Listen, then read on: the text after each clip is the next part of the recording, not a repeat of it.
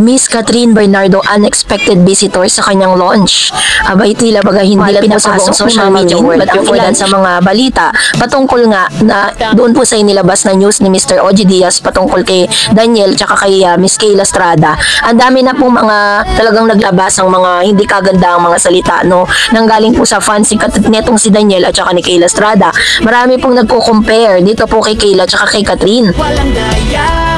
Sa isang app nga po na Reddit kung saan pinag-uusapan nitong Kayla Estrada 1 and Catherine Bernardo 0. Sabi po ng ilan sa mga comment dito na sabi dyan, Catherine literally chose this over fighting with the people. Tapos nakalagay po yung picture ni Mayor Lucena na si Mr. Ito pong si Mayor, no? Tapos meron pa pong nagsasabi na ito nga yung comparison between them, ha? Sabi dyan, patawa ano daw laban ni Kayla kay Catherine.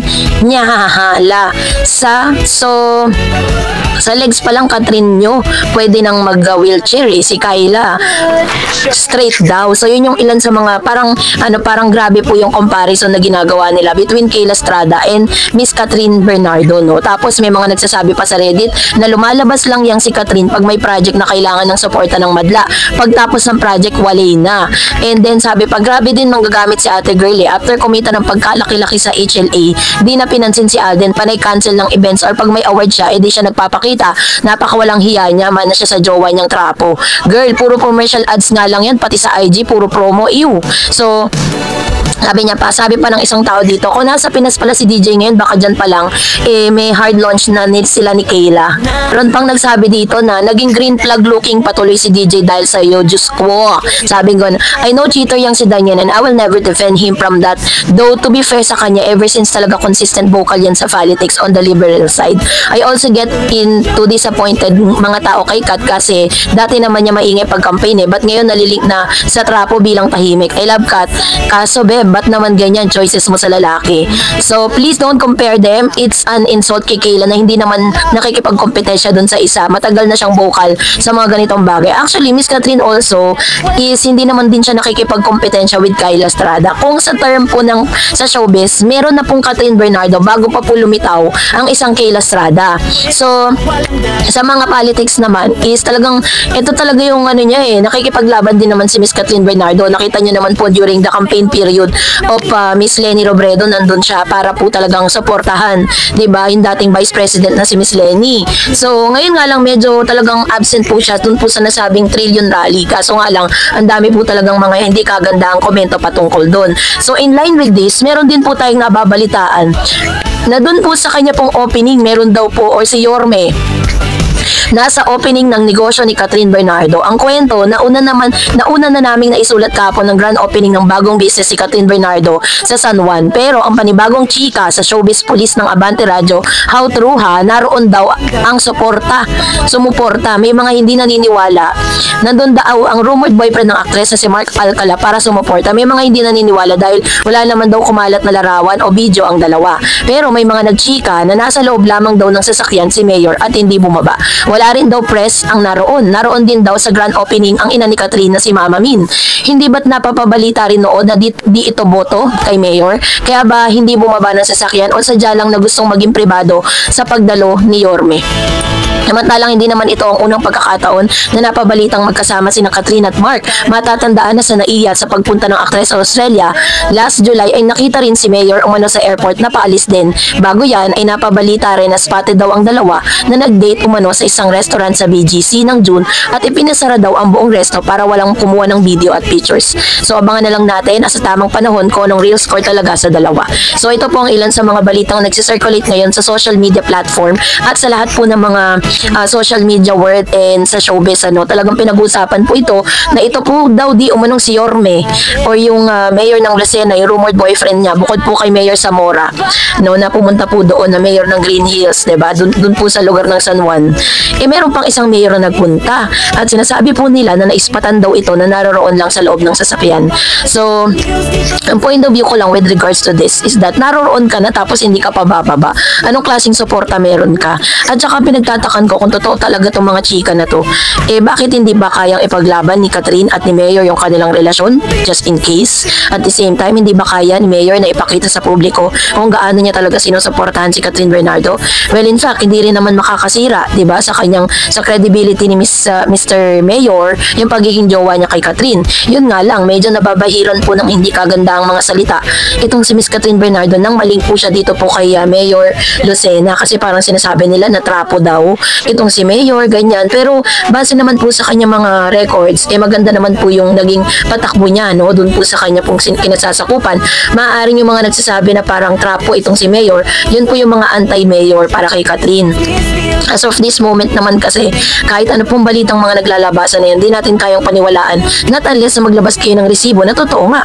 Kasi everyone is capable to fabricate the story. Pwede po tayong magtahi-tahi ng mga storya, pwede tayong mag-imbento ng storya para dyan, pero ang resibo pa rin talagang makapagtuturo kung ano ang katotohanan.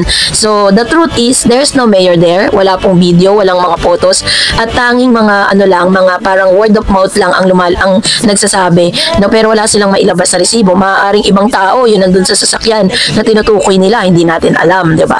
So, wala naman po talaga pang confirmation with regards to this news at sa chika na ito, at pati nga po yung pag-live-in po ng dalawang ito ay talagang na-debunk na dahil nag-apology na rin si Mr. OG Diaz, di ba? Parang binawi na rin nila yung balita na yun na hindi nga daw totoo dahil someone from the team or from the dito po sa team ni Miss Catherine ang nag-debunk ng news. So, dito po sa news naman ng pagiging supportive ni Mayor sa kanya, wala pa pong mga pag-deny at wala pa rin pong pag-amin patungkol sa bagay na ito. Kaya lahat na lumalabas sa balita na yan patungkol dyan, it's just a speculation. Wala pang confirmation. So, kayo po, anong yung sa loobin patungkol dito? Comment down below. That's it for today. From Miss Catherine Bernardo, totoo nga ba na present sa directorial debut si Alden Richards itong silalang actor at personalidad sa industriya ng showbiz sa Pilipinas? Kamakailan lang ay lumabas sa publiko upang ipahayag ang kanyang saloobin sa mga isyong matagal nang pinag-uusapan sa lipunan, injustice at pang-aabuso sa kapangyarihan. Ang kanyang pahayag ay lumabas sa panahon ng pagdiriwang ng kanyang unang proyekto bilang direktor. Isang mahalagang yugto sa kanyang karera. Sa kanyang mensahe, binigyan diin niya na ang hindi patas sa pagtrato at paggamit ng kapangyarihan ay hindi lamang umiiral sa Pilipinas kundi sa buong mundo. Sa ulat na ito, susuriin natin ang mga konteksto ng kanyang pahayag at ano nga bang eksaktong sinabi ng mga reaksyon sa mga salita at kaganapan sa nasabing ito pong directorial debut ni Alden Richards. Bagamat hindi natin natagpuan ang kompletong detalyeng ito, ay meron pong mga sinabi dito, no? May mga nagsasaguni ang nagsasaad ng directorial debut ni Alden ay na may pamagat na out of order. Sa Instagram reel, nakikita niyang binanggit niya mga issue ng unfair treatment at abuse sa kapangyarihan bilang bahagi ng kanyang saloobin sa buhay at lipunan. Sa mga balitang sumusunod, inuugnay ang kanyang pahayag sa panahon ng premiere ng naturang proyekto. Ang directorial debut ay ang unang pagkakataon ng isang artista o personalidad sa entertainment ay kumukuha ng tungkuling direktor. Nangangahulugang ito ang panghawak sa mga aspekto ng produksyon, storyboard at pagdidirekta ng eksena, pagkontrol sa sinematografiya at maging sa integrasyon ng mensahe ng pelikula o palabas. Karaniwang itong malaking hakbang sa karera ng isang artista dahil pinapakita rito ang kanilang pagnanais na lumampas sa pagiging artista lamang at maging tagapaglikha o tagapamahala ng isang proyekto. Sa kanyang pahayag, maraming bahagi ang tumimo sa puso ng issue. Ang ilan sa mga pangunahing mensahe ay ang pagkilala sa katotohanan ng injustice sa lipunan. Ayon sa ulat ng GMA News, sinabi ni Alden na ang injustice ay very dominant in our society, hindi lang sa Pilipinas. Binanggit niya na ang mga hindi patas sa pagtrato hindi lang sa lokal na issue, kundi dapat ring isipin na may katulad na sitwasyon sa iba't ibang dako ng mundo. Pangalawa, ang pang-aabuso sa kapangyarihan. Isa sa mas matinding pahayag niya ay ang people power are abusing their position. Sinabi niya ito sa harap ng publiko bilang panawagan na pansinin ng lipunan ang mga nasa posisyon na otoridad na ginagamit ang kanilang kapangyarihang hindi para sa kabutihan, kundi para sa pansariling interes o hindi patas na layunin. Napansinin ang lipunan ng mga nasa posisyon ng otoridad na ginagamit ang kanilang kapangyarihan hindi para sa kabutihan, kundi para sa pansariling interes o hindi patas na layunin. So, sa isang Instagram reel na nauugnay sa kanyang project, ginagamit niya ang mga salita tulad ng unfair treatments, abusing their position, at sa frustrated with what's happening. Pinapakita nito na ang kanyang pahayag ay hindi basta opinion lamang, kundi may emosyon at karanasan, marahil personal o nakikita sa paligid niya. Pinagtutuunan niya din ng diin ang problema ay hindi eksklusibo sa Pilipino. Sinabi niya na masyadong laganap ang mga isyong gaya nito sa buong mundo. Ito ay nagpapahiwatig na naghahangad siyang magbigay ng perspektibo ng global. Ang pakikipaglaban sa hindi makatarungang sistema ay laban rin sa maraming bansa. So, may mga posibleng pinanggagalingan ng pahayag. Ano? Alam natin na si Alden Richards, talagang grabe po yung kanyang pakikipaglaban sa korupsyon ngayon. At talagang nagsasalita siya gamit ang kanyang mga influence, like yung kanyang mga social media accounts, no? Ginagamit niya yan para mag-voice out, no, ng mga napapanahong issue dito po sa ating pong gobyerno. So, ginamit niya rin po yung kanyang influence sa pagdedirect para po talagang maipaabot, no, dun po sa mga corrupt na government and injustice system dito sa ating pong bansa, ano. So, kaya naman talagang nung Friday, last Friday po, is talagang dun niya po ipinakita at talagang dami po mga interviews at mga katanungan doon. So, kasabay po nito, nakita po dito kung sino yung mga taong sumuporta sa kanya sa launching na ito ng kanya pong yung pinaka-first directorial movie niya na Out of Order, kung saan kasama niya dito ang isang aktres, ano.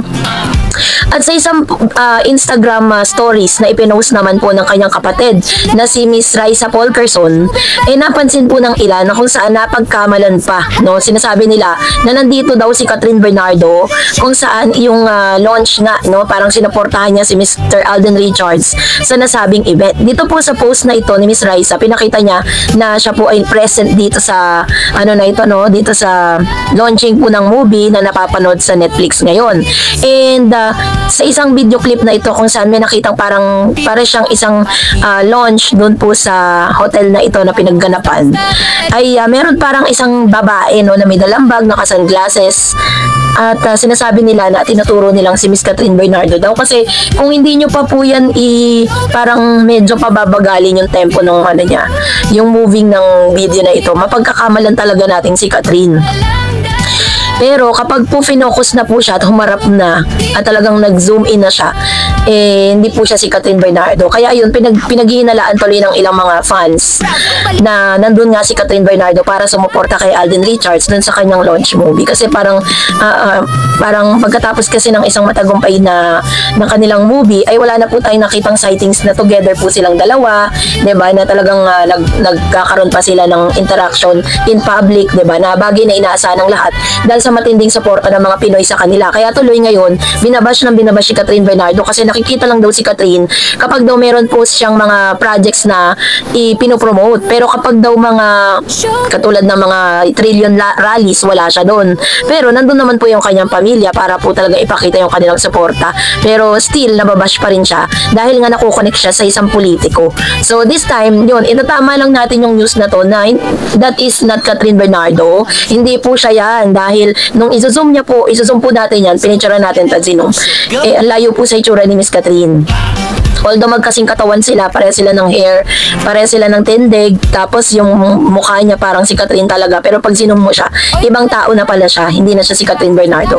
Pero mas matutuwa siguro tayo kung talagang nandyan nga si Catherine, diba? Kasi very supportive naman si Alden sa kanya, diba? Sa lahat ng mga ginawa nila, talagang sinusuportahan din siya ni Alden Richards.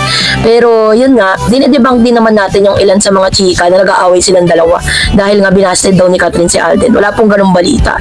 So kayo po, ano yung saloobin patungkol dito? Mag-comment kayo sa comment section. And that's it for today. For more videos and updates, please don't forget to like and subscribe, and please don't forget to follow my Facebook page, DarEds TV. God bless everyone. Makijam, balitang bago, laging on cam. Star-studded, kilig at tawa.